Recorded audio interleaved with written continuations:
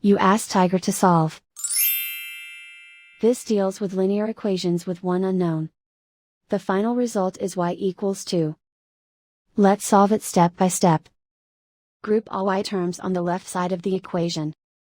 Add 2y to both sides. Group like terms. Simplify the arithmetic. Group like terms. Simplify the arithmetic.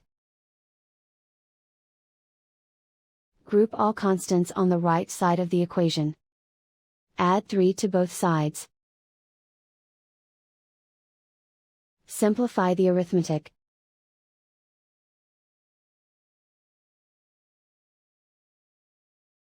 Isolate the y. Divide both sides by 11. Simplify the fraction.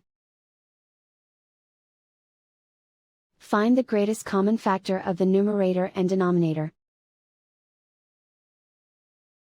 Factor out and cancel the greatest common factor. And so the final result is y equals 2.